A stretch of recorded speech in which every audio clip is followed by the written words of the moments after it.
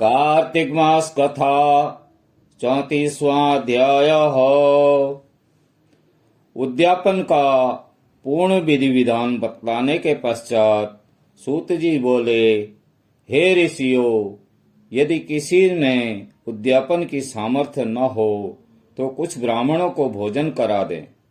ब्राह्मण न मिले तो गाय, पीपल अथवा बट वृक्ष का पूजन करें, क्योंकि पीपल विष्णु का तथा बट शिवजी का रूप है। इसी प्रकार पलाश ब्रह्मा का रूप माना जाता है। यह सुनकर ऋषियों ने पूछा, हे सूत जी, ब्रह्मा, विष्णु तथा शिवजी वृक्ष भाव को किस प्रकार प्राप्त हुए, यह बताने की कृपा करें। सूत जी ने कहा, हे ऋषियों, किसी समय शिव पार्वती एकांत में विराजमान थे कि उस समय देवताओं द्वारा भेजे गए अग्निदेव द्वारा उनके एकांतवास में विघ्न उपस्थित हुआ। इस पर पार्वती जी ने क्रोधित होकर देवताओं को श्राप दिया कि तुम वृक्ष रूप हो जाओ। तब विष्णु गया में जाकर पीपल और शिव काशी में अक्षय वट वृक्ष तथा ब्रह्मा जी पलाश रूप हो गए। बस तभी से पीपल तथा वट वृक्ष का पूजन होता है। तब ऋषियों ने पूछा कि शनिवार को पीपल का पूजन होता है मगर रविवार को नहीं, इसका क्या कारण है? कृपया करके बतलाइए। सूत जी ने कहा, हे ऋषियों, समुद्र मंथन के समय 14 रत्नों में से कौस्तुभ मणि तथा लक्ष्मी जी को प्राप्त करने के बाद विष्णु भगवान लक्ष्मी जी से विवाह करने को उद्यत हुए। तब लक्ष्मी जी ने भगवान से कहा, मेरी बड़ी बहन दरिद्रा अविवाहित है, पहले इसका विवाह होना चाहिए। यह सुनकर भगवान विष्णु ने लक्ष्मी की बड़ी बहन उद्दालक ऋषि को सौंप दी। यद्यपि दरिद्रा का रंग काला, नेत्र लाल तथा बाल बिखरे होने के कारण कुरूपा थी, तथापि भगवान की आज्ञा मानकर उद्दालक ऋषि दरिद्रा को अपने आश्रम में ले आए। आश्रम में आकर दरिद्रा ने देखा कि वहां वेद पाठ तथा हवन हो रहा है।